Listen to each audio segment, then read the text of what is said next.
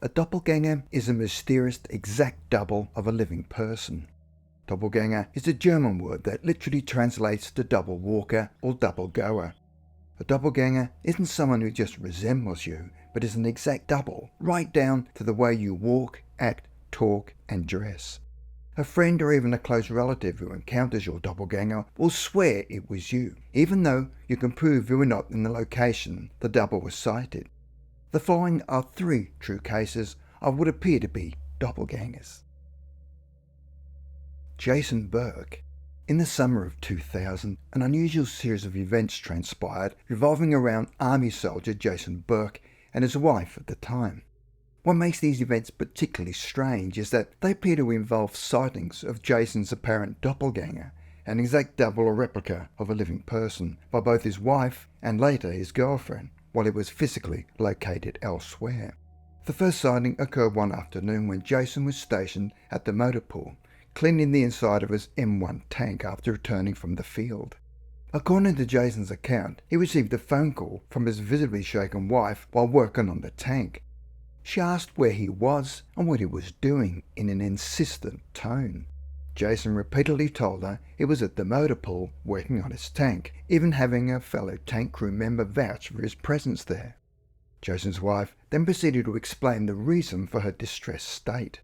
She recounted being in their living room, finishing up cleaning their home, when she briefly glimpsed Jason standing in their kitchen, wearing his army-issued maintenance overalls. This struck her as exceedingly odd, not only because Jason would never wear his overalls outside of the motor pool against regulations, but also because she did not remember hearing his loud pickup truck pulling into the driveway, as it normally would have. She then looked away briefly, just a split second, before looking back up only to see Jason had vanished. Making this encounter even more unsettling, she recalled Jason had an unnatural blank, wide-eyed stare, and did not blink once while they maintained eye contact. After hastily leaving the motor pool, the concerned Jason sped home to check on his wife and kids, thinking an intruder had entered their home.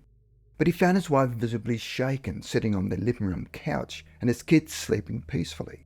Upon hearing her supernatural account, Jason methodically considered and ruled out all rational explanations for his sighting. His wife was certainly not one to play practical jokes of this nature, or pretend she saw something she did not.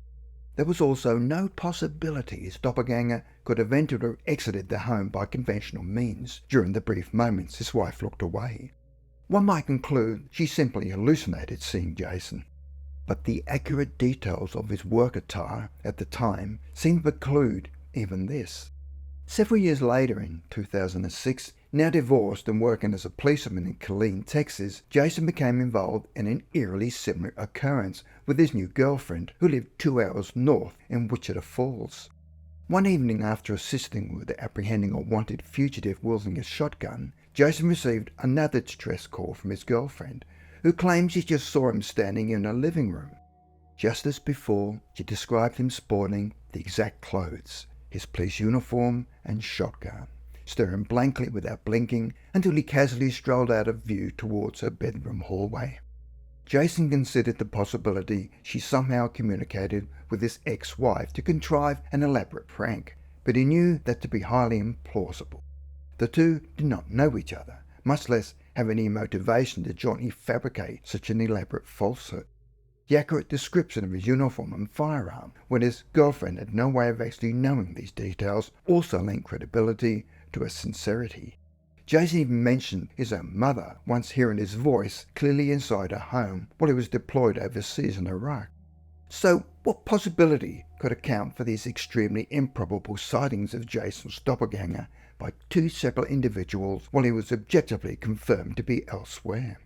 Jason appears prone to unconsciously manifesting some kind of astral body, effectively teleporting a perfect 3-dimensional hologram of himself that can interact with and startle others. This seems to occur most often when someone close to him intensely focuses their thoughts on him for some reason. The phenomenon thankfully does not appear harmful, but only generated understandable shock and confusion for the observers involved. Perhaps with a better scientific understanding, individuals like Jason, manifesting doppelgangers, could eventually learn to control these projections. But for now, it remains a curious mystery of human consciousness and perception that eludes a simple explanation. Jason's story illustrates that there may be far more to one's sense of self and relationship to the outside world than conventional wisdom recognizes. Our minds and nature likely still contain many secrets waiting to be uncovered. Lisa Stevens. In late 2019, a woman named Lisa Stevens had an unsettling encounter with what appeared to be her doppelganger. At the time, Lisa was a full-time college student working at a restaurant located in a busy corner near where she lived. Across the street was a Starbucks that Lisa often frequented, relying on their coffee to get through long and tiring shifts on little sleep. One morning in November, Lisa arrived at work earlier than usual. With some time to spare before her shift started, she headed over to the nearby Starbucks to grab a coffee. When Lisa got to the counter to place her order, the barista struck up a conversation, jokingly asking Lisa if the coffee she had earlier that morning wasn't strong enough. Confused, Lisa informed the barista that this was her first time coming into Starbucks that day. The barista seemed startled, explaining that someone looking exactly like Lisa had come in and ordered a coffee about 30 minutes prior. She had even called over the co-worker who served that customer, who confirmed the uncanny resemblance. Lisa laughed it off, making some quip about having a long-lost twin. But when she arrived at work and clocked in, her co-worker did a double take upon seeing her, having just helped serve a table where he swore he saw Lisa sitting. Lisa investigated, asking where this supposed doppelganger was seated, but the table had already left by the time she went to look. Another co-worker who bussed that table also noticed the identical appearance, right down to the short, layered blonde hair with roots showing. Feeling unsettled by the repeated sightings so close together, Lisa wondered if she would eventually cross paths with this mysterious double. She told her friend about the odd experience and was frightened after her friend told her about a recent movie called O, which dealt with the sinister doppelgangers. Fortunately, Lisa did not have any more strange encounters after that morning. But the questions lingered. Had they actually seen her double, or was it just an odd coincidence? Lisa hoped she would get answers someday and wondered if anyone else had lived through similar situations. Gordon Barrows. In 1946, Gordon had just been discharged from the army when he was visiting his parents in Wyoming, before attending college at the University of Wyoming in Laramie. The weather at the time was bitterly cold, with Barrows dressed in a warm jacket, mittens, and thick boots for his journey in a jeep. He had been driving all day when at night he suddenly hit a blizzard. As he approached the canyon, he came upon a man walking by the side of the road. Given the dangerous and extreme weather conditions, Barrow pulled over in front of the man to offer him a lift. When Barrows got out to assist the man, he was shocked to see that the stranger looked identical to himself, even wearing a tank cord jacket like the one Barrows had worn during wartime, but was not currently wearing. The man got into the car and looked across at Barrows, saying, "You look sleepy. Want me to drive?"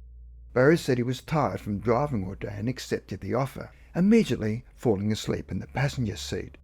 A short time later, Barrows woke and found the engine had been turned off, with the man sitting motionless in the driver's seat. Barrows figured that he had only driven about 40 miles from where he'd picked the stranger up. Barrow offered to drive the man into Laramie, but he declined, and Barrows thanked him for his help. "You're welcome," the man replied, before walking back off towards the canyon. When Barrows later reflected on the incident, he claimed it had all felt like a dreamlike state, where strange things often happen, fitting his encounter with the doppelganger. However, Barrow knew something very odd had occurred, since a person could not possibly have walked out into a severe blizzard in the canyon and survived. The fact that the strange man looked identical to Barrows, right down to a uniform he'd once worn in the war, made Barrows believe it was a projection of himself. Had this doppelganger saved Barrows from falling asleep at the wheel and possibly saved his life?